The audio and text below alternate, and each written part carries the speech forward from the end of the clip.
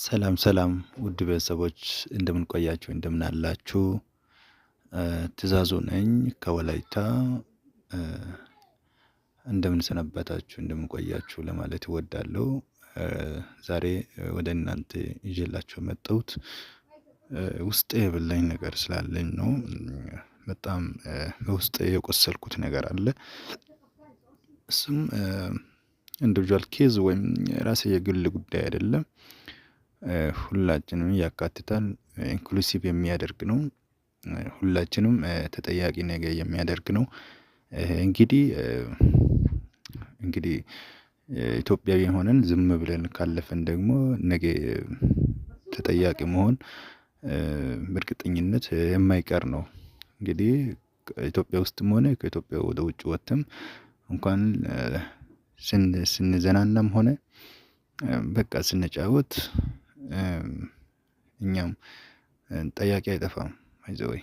እና እንግዲህ ትንሽ ውስጥን የበላኝ ነገር ስላለ ወደ እናንተ ይዤላችሁ መጥቻለሁ። እንግዲህ ወደ እቅዴ እገባለሁ። ሌትስ ጎ። ውድ ቤተሰቦች እንዳልኳችሁ እንደነገርኳችሁ ውስጤ የበላኝ ነገር ኢትዮጵያ ናት። በቃ ኢትዮጵያ የምር ተመልከቷት እስኪ ኢትዮጵያን።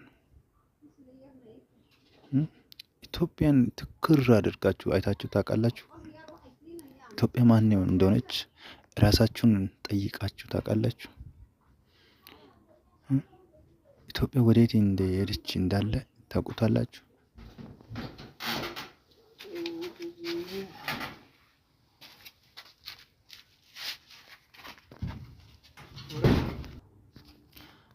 ቤተሰቦች ያጋጠመው የቴክኒክ ችግር ይቅርታ ጠይቃለሁ። እንግዲህ ስለ ኢትዮጵያ ያወራው ነበረ። እኛ ድሮ ነው የምናውቀው ኢትዮጵያና አሁን እየኖርን ያለነው ኢትዮጵያ አንድ አይደለችም። እውነት እንነጋገር ከተባለ ድሮ በታሪክም ሆነ በአይንም ያየነው የሰማነው ኢትዮጵያ እና የአሁኑ ኢትዮጵያ አንድ አይደለችም። ውሸት አይደለም ይሄ። እንግዲህ ፎር ኤግዛምፕል ያው እንውሰድና ድሮ አድዋ ጦርነት ጣሊያን አሸንፋ ኢትዮጵያ ነፃ ስትሆን ኢትዮጵያ የራሷን ባንዲራ ሰንደቅ ዓላማና ስሟን ከፍ ሲያደርግ የነበረው እኮ